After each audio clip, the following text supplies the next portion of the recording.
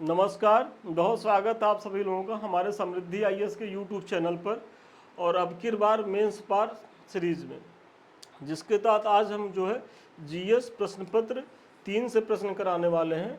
और आज का जो हमारा प्रश्न है वो फुटलूज उद्योग क्या होते हैं, इन उद्योगों की अवस्थिति के लिए उत्तरदायी कारकों की जो है वो चर्चा करनी है। 8 अंक का प्रश्न है और आप सभी लोग जानते होंगे कि जो आप लोगों के प्रश्न का नेचर है वो 20 प्रश्न होते हैं 200 अंकों का।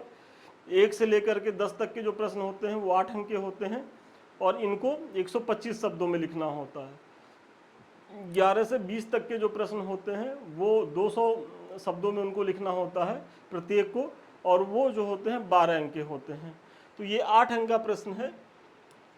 तो इसमें क्या है कि सबसे पहले तो एक छोटी सी आप भूमिका दीजिए, और भूमिका कितनी छोटी होनी चाहिए, मैक्सिमम 20 शब्दों में, और अगर 12 अंक का है तो 30 शब्दों में। इससे ज़्यादा भूमिका नहीं लिखनी होगी और 20 से 25 शब्दों में ही निष्कर्ष लिखना होगा। बाकी आप मेन पार्ट पे लिखेंगे, मेन बॉडी पे लिखेंगे। तो भूमिका में इसमें क्या है कि फुटलूज उद्योग, भाई ये अपने आप में ही बहुत लोगों को, तो स्टूडेंटों को पता ही नहीं होगा कि ये फुटलूज उद्योग क्या होते हैं। तो वाकई में आप इसी को जो है थोड़ा एक्सप्लेन कर दीजिए 10, 12, 15 शब्दों में, यही आपकी भूमिका हो गई। क्योंकि भूमिका देखिए सदैव जो होती है वो परिचयात्मक होती है। मतलब भूमिका में आप केवल परिचय देते हैं, उसके बाद निष्कर्ष में आप पूरा निचोड़ देते हैं, लेकिन भूमिका तो सदैव परिचयात्मक ही होती है और इसे इसी फॉर्म में लिखना होता है।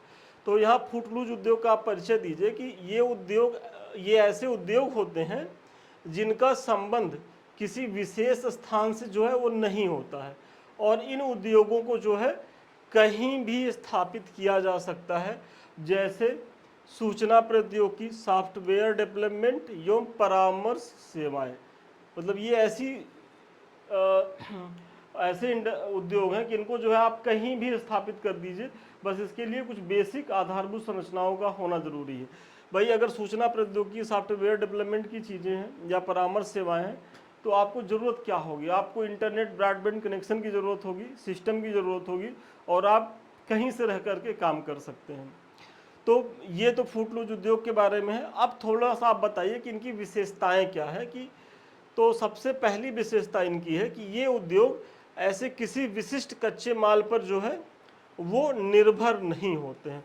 मतलब ये जो उद्योग होते हैं तो ये किसी विशिष्ट कच्चे माल पर निर्भर नहीं होते। जैसे अगर आपको शुगर इंडस्ट्री, मतलब शुगर की फैक्ट्री लगानी है, तो आप शुगर की फैक्ट्री कहाँ लगाएंगे? भाई आप शुगर की फैक्ट्री उत्तराखंड में तो लगाने जाएंगे नहीं, पहाड़ों पर, क्योंकि वहाँ गन्ना तो होगा नहीं। और अगर वहाँ गलती से आप लगा भी दिए तो ये मुजफ्फरपुर, ये सब जो बेल्ट है, तो यहाँ से वहाँ पहुँचाने में, पहाड़ पे गन्ना पहुँचाने में कितनी लागत आ जाएगी, और वो तो निरर्थक चीज़ें होगी। भाई शुगर की फैक्ट्री आप वहीं लगाएंगे जहाँ गन्ने का प्रोडक्शन खूब हो रहा हो। जैसे पूर्वी उत्तर प्रदेश हुआ, पश्चिमी उत्तर प्रदेश में भी ये जो गन्ना बेल्ट है इधर का, मुजफ्फरपुर का, मेरठ वरठ वाला जो क्षेत्र है, तो आप शुगर फैक्ट्री तो लगाएंगे तो यहीं लगाएंगे। या अगर आपको कॉटन इंडस्ट्री लगाना है तो आप भारत में देखेंगे तो कॉटन इंडस्ट्री जो है गुजरात, महाराष्ट्र या तमिलनाडु में ही क्यों सब ज़्यादा है, उत्तर प्रदेश में क्यों नहीं लग पाया, बिहार में क्यों नहीं लग पाया है, या हरियाणा पंजाब में क्यों नहीं है? तो वो क्योंकि उसके लिए जो रॉ मटेरियल क्या होता है, कपास होता है, और कपास की पैदावार कहाँ ज़्यादा होती है, वही गुजरात, महाराष्ट्र या तमिलनाडु के क्षेत्रों में। तो इसीलिए इंडस्ट्री वहाँ लगी हुई है। तो लेकिन ये जो फुटलूज उद्योग होते हैं इनके लिए ऐसी कोई बाध्यता नहीं है, वही आप बता रहे हैं इस पॉइंट में। इनमें उत्पादन जो है वो कम मात्रा में होता है और श्रमिकों की भी आवश्यकता कम होती है। अब आप सोचिए कि अगर आपको कोई आईटी इंडस्ट्री लगाना है तो उसमें कैसे श्रमिक की आवश्यकता होगी, जो हाईली स्किल्ड होंगे और बहुत कम श्रमिक। मतलब आईटी इंडस्ट्री में आप देखेंगे कि बहुत कम श्रम शक्ति की जरूरत होती है, क्योंकि सारा काम तो कंप्यूटर करता है। एक व्यक्ति उसको ऑपरेट करेगा, वो 4 लोगों का काम कर देगा। लेकिन इसी जगह अगर आप शुगर की वो फैक्ट्री लगा रहे हैं तो वहाँ देखेंगे कि आप जो है बहुत ज़्यादा लोग इन्वॉल्व हैं उसमें। तो दूसरी इसकी विशेषता होती है फुटलूज उद्योग की। फिर अधिकांश फुटलूज उद्योग जो है उच्च मूल्यवान उत्पाद बनाते हैं, जैसे कि कंप्यूटर चिप्स, हीरे और घड़ी आदि। मतलब इन उद्योगों की एक विशेषता और होती है कि ये मतलब उचित मतलब उच्च मूल्य के जो है वो प्रोडक्ट्स का जो है वो प्रोडक्शन करते हैं। और आपने उदाहरण भी दिया कि कंप्यूटर चिप्स बनाते हैं या हीरो का निर्माण करते हैं या घड़ियों की चीज़ें बनाते हैं। और ये उद्योग आम तौर पर जो है वो प्रदूषण रहित होते हैं, जिससे इन्हें आवासीय क्षेत्रों के पास भी स्थापित किया जा सकता है। मतलब आप ऐसे सोचिए कि आपको आईटी इंडस्ट्री लगानी है, तो आईटी इंडस्ट्री आज नोएडा हुआ या बेंगलुरु हुआ एकदम पूरा हब बना हुआ है, और वहाँ जो है अब यहाँ से तो कुछ ऐसा ऐसा प्रोडक्शन तो नहीं हो रहा है जिसके पीछे खूब ज़्यादा कोयला या डीजल पेट्रोलियम की ज़रूरत हो रही है, बड़े बड़े इंजन टरबाइन चलाए जा रहे हैं तो जिससे प्रदूषण फैले। तो अच्छा है कि ये प्रदूषण भी कम फैलाते हैं और इनको कहीं भी मतलब रिहायशी क्षेत्रों में भी स्थापित किया जा सकता है। और जो कि रिहायशी क्षेत्र में जब ये स्थापित होते हैं तो रिहायशी क्षेत्र वहीं होते हैं भाई, वहाँ आधारभूत संरचनाओं का विकास हुआ रहता है, तो इनको स्थापित करने की जो लागत है वो भी कम हो जाती है। तो ये भी एक इसकी विशेषता है। फिर फुटलूज उद्योगों की अवस्थिति के लिए उत्तरदायी कारक क्या है, मतलब अगर ये उद्योग कहीं पर्टिकुलर एक जगह स्थापित हो रहे हैं तो इसके पीछे के कारण क्या है, जो आपके प्रश्न की डिमांड है, तो उन कारणों में यदि आप देखेंगे तो सबसे पहला जो इसकी अनिवार्य शर्त है कि अगर ये उद्योग कहीं स्थापित होंगे तो सबसे पहले यहाँ चाहिए क्या, कुशल श्रम शक्ति। भाई आईटी इंडस्ट्री में जो है वो बहुत ज़्यादा स्किल्ड व्यक्ति ही जो है वो बेहतर परफॉर्म कर पाएगा, काम कर पाएगा। तो वही आप बता रहे हैं कि उद्योगों के लिए अत्यधिक कुशल कार्यबल की आवश्यकता होती है, इसलिए वे श्रमिकों के एक बड़े वर्ग वाले क्षेत्र में अवस्थित होते हैं, जैसे बेंगलुरु का आईटी उद्योग। ये थोड़ा सा शिक्षक नहीं होगा, मतलब वही है कि यहाँ चूँकि अगर बेंगलुरु या नोएडा का जो आईटी इंडस्ट्री है तो यहाँ उच्च जो गुणवत्तापूर्ण जो बीटेक होते हैं, एमटेक होते हैं, एमबीए होते हैं, बीबीए होते हैं, बीसीए होते हैं, वही लोग यहाँ बेहतर काम कर पाएंगे। तो आप इसका उदाहरण दीजिए। देखिए आगे बढ़ने से पहले छोटी लेकिन महत्वपूर्ण सूचना, अभी संस्थान के द्वारा 2 बैच चल रहे हैं। एक तो अब की बार मेंस पर, ये उन बच्चों के लिए है कि जो इस बार मुख्य परीक्षा दे रहे हैं। और यहाँ क्या है कि जीएस के प्रत्येक प्रश्न से, प्रत्येक टॉपिक से जो भी महत्वपूर्ण प्रश्न है प्लस पीवाईक्यू सारे कराए जाएंगे। और संस्थान का ये प्रयास है कि जब मुख्य परीक्षा आप देने जाइए तो करीब करीब 500 प्रश्नों का प्रत्येक पेपर से मिला करके एक संग्रह हो, कि आप अगर अंतिम समय में उसको भी रिवीजन करके जा रहे हैं तो बहुत अच्छी स्थिति में आप रहने वाले हैं। तो इससे जुड़िए। और दूसरा जो हमारा बैच है शून्य से शिखर बैच, ये उन बच्चों के लिए कि जो निकट भविष्य में पीसीएस की परीक्षा को लेकर के गंभीर है, या जिनको अक्टूबर में देना है या उसके बाद भी देना है, तो वो इस बैच को ज्वाइन करें। और ये इसमें एक सूचना और हम आपको बता दें कि ये एक नया बैच हमारा जो है 25 अप्रैल से जो है वो शुरू हो रहा है, और इसमें जो है कुछ डिस्काउंट भी हम दे रहे हैं। जो हमारे 20 विद्यार्थी पहले हैं उनको इसके संस्थान कुछ डिस्काउंट भी दे रहा है, तो आप लोग जल्दी से इसका लाभ उठाएं, क्योंकि ये 20 विद्यार्थी जैसे ही पूरे हो जाएंगे फिर अपनी इसकी जो पुरानी फीस है वो उसी पे आ जाएगी। और इन दोनों के तहत होगा क्या कि आपको डेली प्रश्न दिए जाते हैं, आपको इसी तरीके से जो है उसका लिख करके पीडीएफ बना करके भेजना होता है संस्थान के द्वारा, प्रॉपर वे में इसकी मार्किंग होती है, जो भी कमी रहती है बताई जाती है। और इसमें फिर जो है चेक होने के बाद मॉडल आंसर भी दिया जाता है। मतलब ऐसा नहीं है कि बस चेक करके आप ही कॉपी को छोड़ दिए, मतलब अगर आपका एक नंबर आधा नंबर भी कट रहा है तो उसका कारण बताएंगे, प्लस ये भी बताएंगे कि कैसे जो आप इसमें इम्प्रूव कर सकते हैं। भूमिका निष्कर्ष में कुछ समस्या है तो वो भी कमेंट करके बताई जाएगी, लेकिन उस सबसे बेहतरीन प्रयास उसके बाद होगा कि मॉडल आंसर भी आपको सेम डे ही मिल जाएगा। मतलब एक तरीके से कंप्लीट तैयारी जो है यहाँ आप कर सकते हैं। तो आप जो है जुड़िए, इसका लाभ उठाइए। अब अगला जो है संरचना, संचार अवसंरचना, मतलब अगर फुटलूज उद्योग जो स्थापित करने की जो अगली महत्वपूर्ण कड़ी है कि भाई संचार साधनों का विकास होना चाहिए, तो उसी में आप बता रहे हैं कि रेलवे, सड़क, जल परिवहन का विकास, साथ ही साथ विद्युत, जल और प्रौद्योगिकी जैसी अवसंरचनाओं की उपलब्धता इन्हें आकर्षित करने वाला महत्वपूर्ण कारक है। मतलब भाई अगर आधारभूत संरचनाओं का कहीं भी विकास नहीं है, रोडें नहीं है, सड़कें नहीं हैं, ऊर्जा की चीज़ें नहीं हैं, अब सोचिए कि सब कुछ आप लगा दिए और लाइट ही नहीं है, तो आपके सिस्टम चलेंगे कब? कैसे, कितना देर तक चला पाएंगे। तो वही चीज़ें हैं कि ये सब मूलभूत आवश्यकताएं होती हैं। और देखिए आधारभूत संरचनाओं की जो कमी या किसी भी उद्योग के लिए, ऐसा नहीं है कि केवल ये फुटलूज उद्योग है जो बड़ी बड़ी इंडस्ट्री लगा रहे हैं, वहाँ भी इन सब चीज़ों की ज़रूरत होती है। तो ये तो कॉमन है, आप वहाँ भी इसका उपयोग कर सकते हैं, यहाँ भी इसका उपयोग कर लीजिए। फिर बाजार की उपलब्धता, भाई अगर फुटलूज उद्योग आप लगा रहे हैं और आपके पास बाजार ही नहीं है, तो फिर आप किसी चीज़ ऐसे चीज़ का प्रोडक्शन करिए कि जिसकी डिमांड आपके देश में है ही नहीं है, और अंतर्राष्ट्रीय बाजार में भी आप प्रतिस्पर्धा के दौर में अपनी चीज़ों को वहाँ पहुँचा नहीं पा रहे हैं, तब तो फिर आपका प्रोडक्शन ही बेकार हो गया, आपका परिश्रम बेकार हो गया, आपका धन बेकार हुआ। तो ऐसी स्थिति से बचने की ज़रूरत है, और बाजार की जो है उपलब्धता भी होनी चाहिए। फिर अगला है कि सरकारी प्रोत्साहन भी होना चाहिए। मतलब ये जो उद्योग स्थापित किए जाए तो सरकारी प्रोत्साहन के तहत क्या होना चाहिए कि कर में जो छूट हो, मतलब कुछ टैक्स में छूट दिया जाए। फिर अनुदान भी इन्हें दिया जाए, चाहे वो भूमि के रूप में, चाहे वो इक्विपमेंट के रूप में, जिस तरीके के भी अनुदान हो सरकारें दे।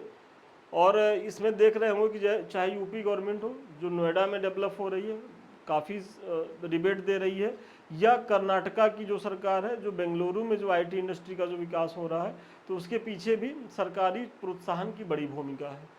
और सब्सिडी जैसे सरकारी प्रोत्साहन भी इन उद्योगों के विकास के लिए महत्वपूर्ण कारक हैं, तो ये भी होना चाहिए। और देखिए ये एक पॉइंट है, ये गड़बड़ हो गया है, आप लोग इसको पॉइंट बनाइएगा, ये भी पॉइंट है, ये भी पॉइंट है, ये भी पॉइंट है।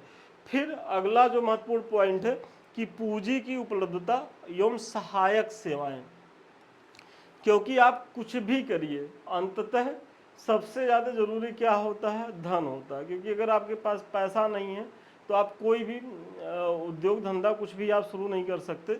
और सामान्यतः ये उद्योग वहाँ विकसित होते हैं जहाँ वित्तीय सेवाएं आसानी से उपलब्ध होती हैं, क्योंकि इन्हें शुरू करने हेतु पूंजी की आवश्यकता होती है। मतलब अगर पूंजी उपलब्धता कहीं ज़्यादा आसानी से सुनिश्चित हो रही है, मतलब सरकारें ऐसी नीतियाँ बना रही हैं, बैंकों के माध्यम से सस्ते में कर्ज उपलब्ध करा दे रही हैं, तो जो उद्यमी हैं, जो इस क्षेत्र में काम करने वाले लोग हैं, तो वो सहज ही आकर्षित होते हैं। तो इसीलिए देखिए किसी भी क्षेत्र में विकास करने के लिए आधारभूत संरचनाओं का आप विकास कर दीजिए, पहली चीज़, मतलब वहाँ सड़कें बना दीजिए, बिजली पानी की व्यवस्था कर दीजिए, ट्रांसपोर्टेशन की व्यवस्था कर दीजिए। फिर इंडस्ट्री लगाने के लिए वित्त की उपलब्धता करा दीजिए कि भाई उनको सस्ते में जो है वो बैंक से ऋण मिल जाए, और फिर उनकी परिसंपत्तियों की सुरक्षा सुनिश्चित कर दीजिए, ये भी बहुत मस्ट है। अब सोचिए कोई आईटी इंडस्ट्री जो है नोएडा या बेंगलुरु में ही क्यों डेवलप है, वो बिहार के जहानाबाद या मुंगेर में क्यों नहीं डेवलप हो रहा है, या यूपी के पूर्वांचल में क्यों नहीं डेवलप हो रहा है, या दंतेवाड़ा में क्यों नहीं डेवलप हो रहा है? क्योंकि वहाँ कौन जाएगा अपने जान को जोखिम पे रख करके काम करने के लिए। तो सुरक्षा, जान माल की सुरक्षा भी बहुत ज़रूरी है। और इसीलिए देख रहे होंगे कि जो उत्तर प्रदेश बिहार के पिछड़ने का एक बड़ा कारण है कि यहाँ जो है बहुत ज़्यादा गुंडागर्दी थी। मतलब कि कोई भी इंडस्ट्री कोई लगाना भी चाह रहा हो, वो जा रहा है तो पहले वहाँ के जो क्षेत्रीय बाहुबली लोग थे वो उनको टैक्स दीजिए, तमाम चीज़ों की चीज़ें, तो लोग ऐसे पछड़े में पड़ना ही नहीं चाहते। हालांकि अब तो जो है चाहे बिहार की सरकार हो या उत्तर प्रदेश की सरकार हो, इसको लेकर के बहुत गंभीर है और काफ़ी हद तक चीज़ों को नियंत्रित भी कर ली है। लेकिन अब चूंकि इतना पिछड़ गए हैं तो वो समय लगेगा आने में। तो ये सारी चीज़ें आप बता सकते हैं। और देखिए कुछ चीज़ें जो होती हैं वो कॉमन होती हैं, मतलब आप कुछ पॉइंट याद कर लीजिए और उनका उपयोग जहाँ भी आए आप स्मार्टली बस करने का हुनर सीखिए। और ये हुनर वाकई में आप आंसर राइटिंग में ही ला पाएंगे, इसीलिए खूब आंसर राइटिंग करिए। और मैं इस बैच के माध्यम से बार बार यही कहता हूँ, चूँकि देखिए हमारा जो भी प्रयास चल रहा है वो मुख्य परीक्षा को लेकर के ही चल रहा है। और हम ये जानते हैं कि अगर कोई भी सिविल सर्विसेज में अगर पास हो सकता है तो वो बिना आंसर राइटिंग किए नहीं हो सकता। वो तभी पास होगा जब वो आंसर राइटिंग करेगा, और आंसर राइटिंग मतलब खूब करे। और जनरली यहाँ क्या है कि अगर हमारे पास 100 बच्चों का एडमिशन है, मतलब विश्वास मानिए, मतलब ये बता रहे हैं, तो इसमें जो है 20 से 25 बच्चे ही जो हैं वो आंसर राइटिंग करते हैं। बाकी जो ये 75 बच्चे हैं केवल इन बच्चों को देखते हैं तो आप देखते ही रहेंगे, सेलेक्ट तो यही होंगे। बाकी आप जो है एक समय के बाद इनको बधाई दीजिएगा कि बहुत शुभकामना, तुम डिप्टी एसपी बन गए, एसडीएम बन गए, आईएएस बन गए, आईपीएस बन गए, लेकिन आप नहीं बन पाएंगे। क्यों? क्योंकि आप जो है वो एफर्ट नहीं करें। और आंसर राइटिंग करने से जितना भागिए, अगर आप भाग रहे हैं, आपके अंदर नहीं क्षमता है आंसर राइटिंग करने की, तो मैं स्पष्ट कहना चाहूँगा कि आप क्विट कर जाइए, आप मत आइए सिविल सर्विसेज में, ये आपके लिए नहीं है।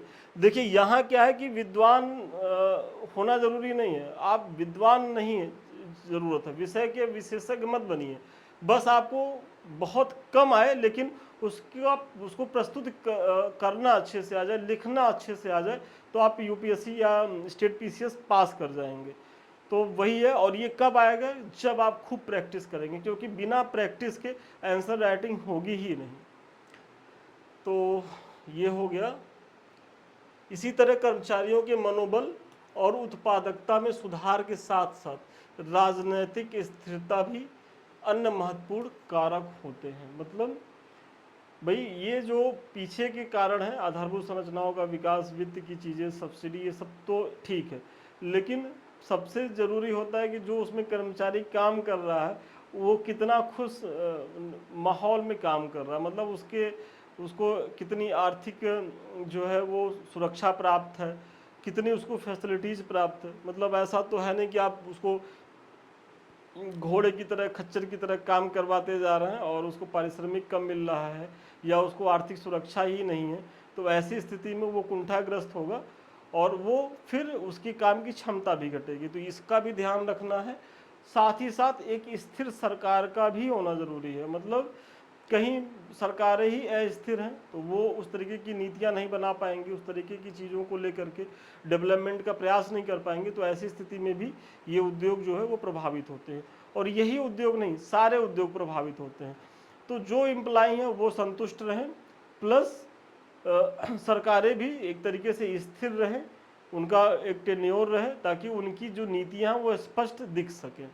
इस प्रकार उपयुक्त विवरण से स्पष्ट है कि फुटलूज उद्योग भारतीय अर्थव्यवस्था के लिए बेहद उपयोगी हैं और इन्हें बढ़ावा देने के लिए आवश्यक कदम उठाने होंगे। मतलब चूंकि आप जान रहे होंगे कि जो हमारी अर्थव्यवस्था है वो बेसिकली उसका सबसे बड़ा स्रोत क्या है? तृतीयक सेक्टर है। मतलब आईटी इंडस्ट्री, जो सेवा क्षेत्र है, वहीं से सबसे ज़्यादा हमको रेवेन्यू प्राप्त होता है। तो ऐसी स्थिति में इन्हें तो बहुत ज़्यादा और सिक्योर करने की ज़रूरत है, जब ये हमारे राजस्व के सबसे बड़े स्रोत हैं। ज़रूरत तो हमको प्राथमिक और सेकेंडरी स्तर के भी इंडस्ट्री को डेवलप करने की है, लेकिन चूंकि वो श्रम साध्य है, वहाँ और ज़्यादा पूंजी की ज़रूरत है। तो वो पूंजी जो है हम यहाँ से लाएंगे और धीरे धीरे वहाँ की चीज़ों को भी डेवलप करेंगे।